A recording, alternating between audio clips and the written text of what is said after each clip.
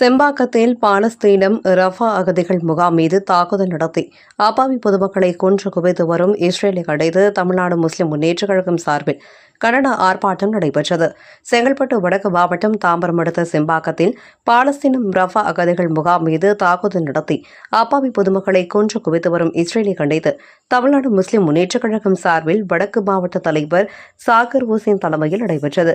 இதில் தமுமுக பொதுச் செயலாளர் பேராசிரியர் ஹாஜாக்கனி மற்றும் விசிக மாநில துணை பொதுச் செயலாளர் வன்னியரசு, மனிதநேய மக்கள் கட்சியின் மாநில பொதுச் செயலாளரும் தாம்பரம் மாநகராட்சி மாமன்ற உறுப்பினரும் ஆன தாம்பரம் யாக்கூப் கலந்து கொண்டு பாலஸ்தீன மக்களை கொன்று குவிக்கும் இஸ்ரேல் கண்டித்து கண்டன உரையாற்றினார்.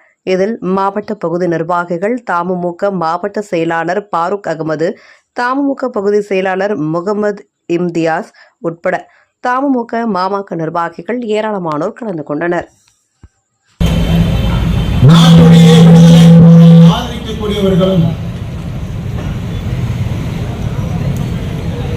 இஸ்ரேலுக்கு எதிராக அவர்களுக்கு உறுதுணையாக இருந்தார்கள். இந்திரா காந்தி அவர்கள் உறுதுணையாக இருந்தார்கள். ராஜீவ் காந்தி உறுதுணையாக இருந்தார்கள். இந்திய மக்கள் பாலைத்தனத்துக்கு ஆதரவு நிலையை இருந்து கொண்டிருக்கின்றார்கள். மண்ணின் மைந்தர்களை இடம்பெற செய்கின்றார்கள். அன்றிலிருந்து இன்று வரைக்கும் தொடர்ச்சியாக 100 ஆண்டு கால போராட்டம். இந்த 100 ஆண்டு கால போராட்டத்தில் ஓங்கியவே சமுதாய ஒற்றுமை ஓங்கியவே நீங்கியவே.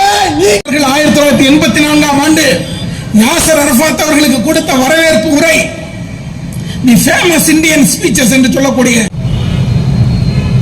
டெல்லியில் இருக்கக்கூடிய நாளையோட முற்றுப்புள்ளியை காண இருக்கின்ற தோழர் சொன்னது போல இந்தியாவை காக்க இந்தியா எழுந்திருக்கின்றது.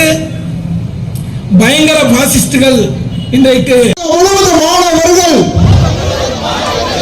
பாலஸ்தீன பக்கமே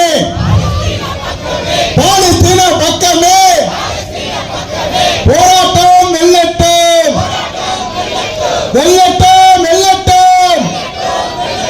பாலஸ்தீன போராட்டம் வெல்லட்டும். இஸ்ரேல் பாசிசம்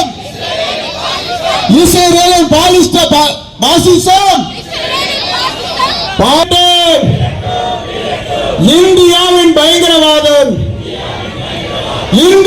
பயங்கரவாதம் நாளையோட முடியட்டும்.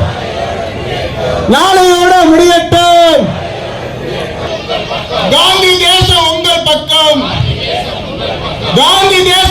பக்கம் வெல்லட்டும்.